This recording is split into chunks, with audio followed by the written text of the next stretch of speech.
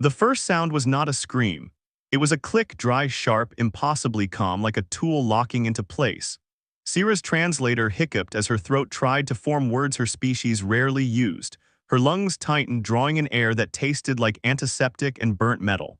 The corridor lights of Dock 9 flickered a sickly amber over the wreckage of the shuttle bay, and for a heartbeat she thought the station itself was breathing wrong. Then she saw the human.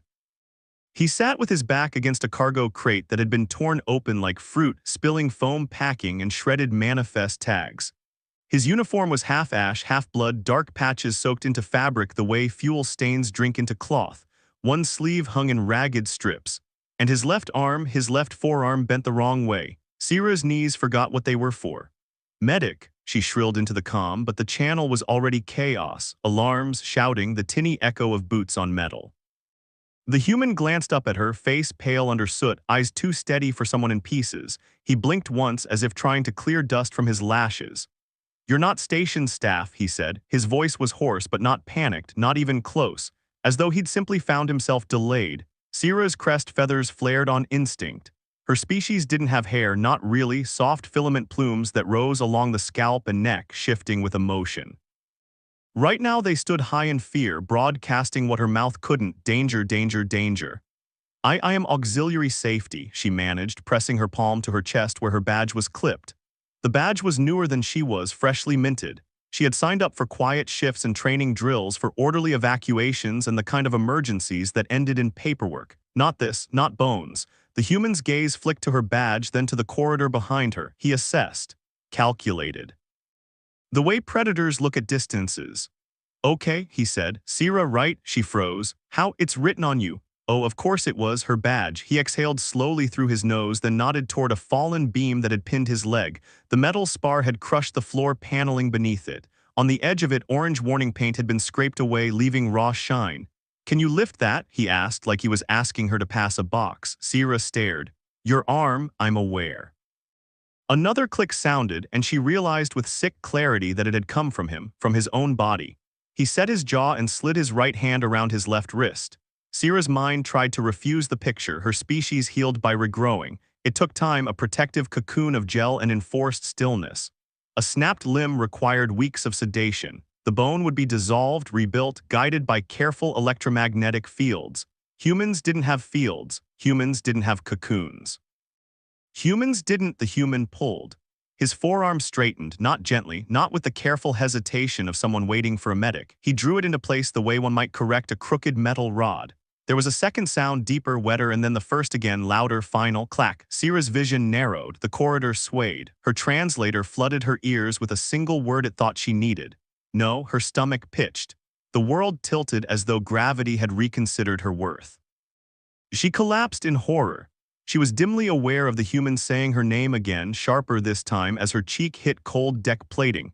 She tasted copper. She felt the vibration of footsteps near her, fast, purposeful. Hey, don't do that," he said. That was what he said. Not "I'm dying," not "help me," not "please," just "don't do that." Sierra fought for air. Her fingers clawed at the floor, searching for something solid enough to anchor her sanity. When she looked up, he was leaning over her, his left arm now held close to his chest, bent at the elbow as if to cradle it. His face was tight, slick with sweat, but his eyes were still steady. "You faint easily?" he asked. "No," Sierra gasped, mortified and terrified in equal measure. I do not. I just watched you said it," he finished. She made a strangled sound. "You moved your bones." "Yeah," as if it were the most reasonable thing in the galaxy. Sierra's crest feathers trembled. "You cannot, you should not." He glanced down at his arm like it was a piece of equipment that might malfunction again. "Shouldn't have to," he agreed, "but we're short on options." Then he nodded again toward the beam on his leg. "Can you lift that?" he repeated. Sierra's heart hammered in her throat. Somewhere far down the corridor, another explosion thudded through the station. The lights dimmed and surged. The alarm shifted tones as if trying different kinds of fear. Sierra swallowed hard. The human wasn't asking because he trusted her muscles. He was asking because he trusted her presence. He needed someone who wasn't broken to do one thing right now. Before the station finished tearing itself apart, her legs wobbled as she pushed herself upright. Her hands shook as she staggered toward the beam. "I am not strong," she said. "You're strong enough," he replied, and something in the way he said it, simple certainty, made her believe him for 1 second. Sierra braced her feet, slid her fingers under the beam's edge, and pushed. Pain lanced up her arms as metal resisted. Her shoulder joints whined. She hissed through her teeth, crest feathers flattening with strain. The beam lifted a fraction, just enough for the human to wrench his leg free with a hissed breath he tried to hide. He didn't hide it well. The moment his leg came loose, he folded forward, one hand braced on the deck, sweat dripping from his chin. His face went gray for a heartbeat. Then he inhaled, slow, controlled. "Thank you," he said. Sierra stared, half expecting him to snap his leg back into place too, to treat his own body like a malfunctioning machine. But instead he reached into a torn pocket with his right hand and pulled out a strip of cloth ripped from his own uniform and began wrapping his left forearm tight. "A compression splint," he murmured, more to himself than her. "Stability, keep it from shifting." Sierra's mouth opened and closed. "You have training," she said. Her gaze snagged on the blackened patch across his ribs. "You are bleeding." "Yeah," her crest feathers lifted again, "and you are talking like this is manageable." He gave her a look that was almost amused. "It's not my first bad day." The station's PA crackled, distorted by damage. A voice snapped through in fragments. "Breach, static, Dock 9, static, evacuate," Sierra's comm chimed, an incoming direct line from her supervisor, Officer Ven. "Sierra, report, are you alive?" Ven's voice was too loud, too scared. Sierra pressed her comm. "Alive, injured human here, shuttle bay explosion, Dock 9 corridor compromised." "Forget the injured, get to the safe zone," Ven barked. "Pirates hit our comm relays, we are under assault, Dock 9 is a kill corridor." Sierra's throat closed. Pirates, not an accident, not faulty wiring. The human, apparently able to hear the comm's tinny output, lifted his head. "Pirates?" he rasped. Sierra's voice came out thin. "Yes." He looked past her down the corridor, eyes narrowing. "How far is the safe zone?" 6, maybe 7 corridors, 2 lifts," she swallowed. "If the lifts work." "Okay," he said again, like it was a familiar command he issued to himself. He planted his right hand on the crate behind him and pushed to stand. His body swayed. For the first time, Sierra saw the thin edge of real pain in him, a tremor in his fingers. A tightness at the corners of his eyes that said, "This is worse than I'm letting on." Still he stood. "Can you walk?" Sierra blurted. "I can move," he corrected. That difference mattered. It terrified her.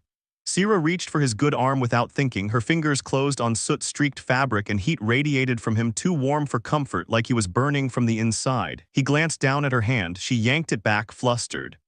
I can do it," he said. "No shame, no pride, just practicality." So she stepped close again and slid under his right arm, letting his weight lean into her shoulder. He was heavier than she expected, dense with muscle even in exhaustion. She felt the tremor of strain as he tried to keep from crushing her. "Tell me your name," she said suddenly, because it was either that or scream.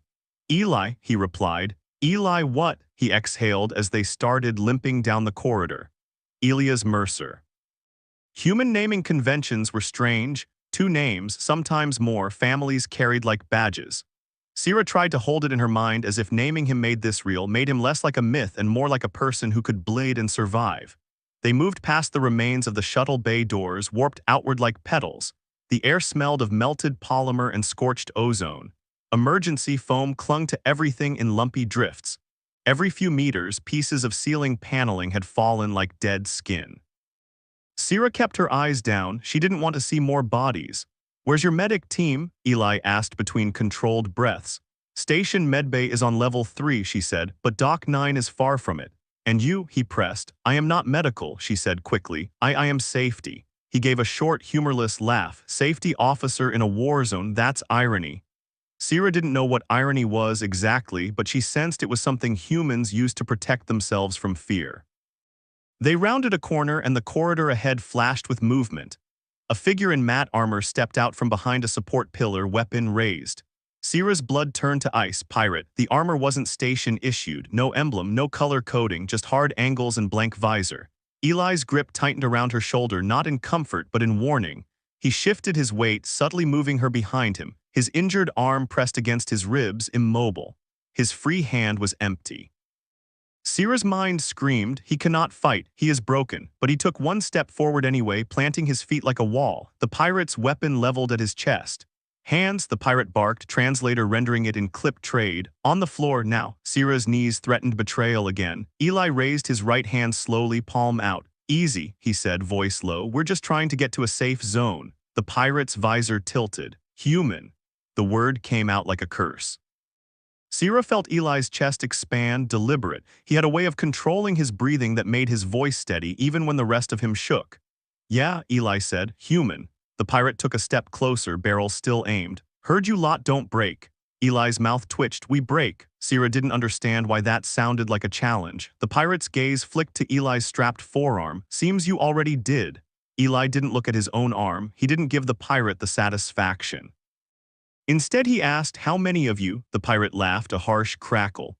Enough. Sierra's comm buzzed again. Officer Venn desperate. Sierra, get out, we've got pirates in the corridors. The pirate's head snapped toward Sierra's comm as if it were a threat. Eli moved, so fast Sierra barely registered it. His right hand shot forward not toward the weapon, but toward the pirate's visor.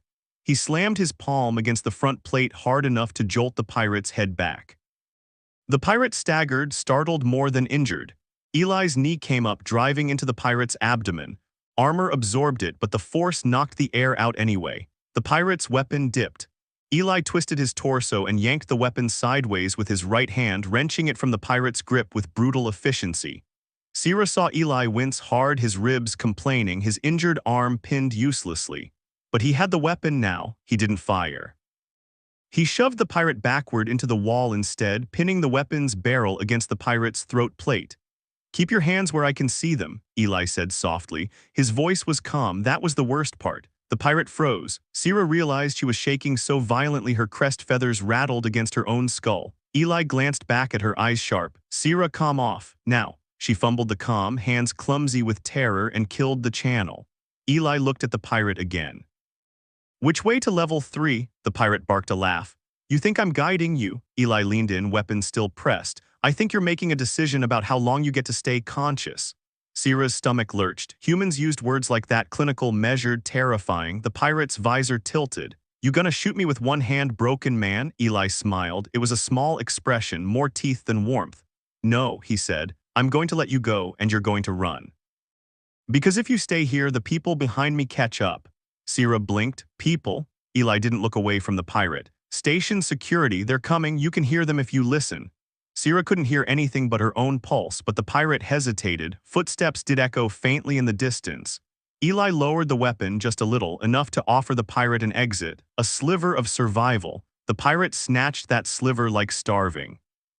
He shoved away, stumbled, then sprinted back the way he came. Eli watched him go for one heartbeat, then sagged as if someone had cut a wire. Sierra grabbed him before he fell.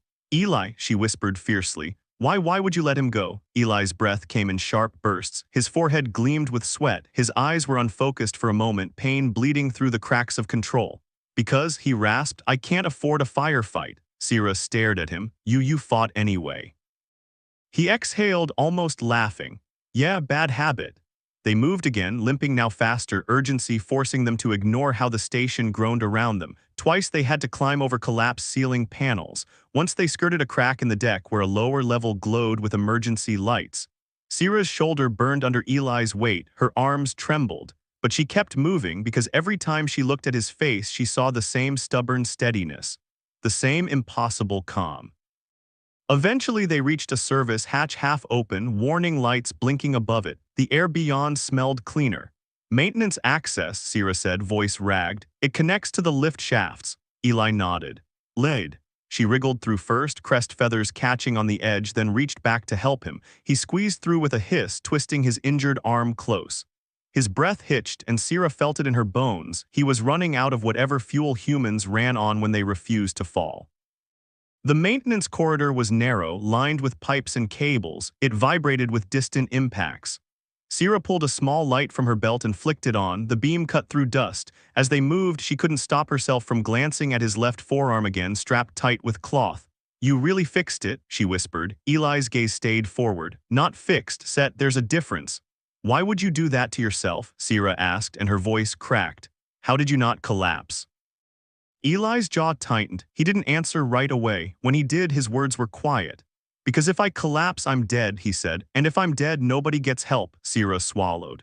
You could have waited, called for a medic. He shook his head. Medics are busy and the station's under attack. Waiting is a luxury. His tone wasn't heroic, it wasn't boastful, it was just fact. That frightened Sierra more than the pirate had. Humans weren't fearless. Eli's body was screaming and she could see it in the lines of his face. But humans seemed to have a switch inside them, something that turned pain into a background sound when survival demanded it. She didn't know if that made them strong or simply dangerous. The maintenance corridor opened into a lift lobby. The doors were jammed half apart, sparks spitting from the control panel. Sierra's heart sank. It is broken. Eli stared at the gap, then at the panel. Can you override? I am not, he cut her off gently. Your safety. Safety means you know how to make things work when they shouldn't. Sierra hated how much she wanted to live up to that. She stepped to the panel, popped it open with a tool, and stared at the tangled wiring like it might suddenly confess its purpose. Her hands shook as she scanned the color codes.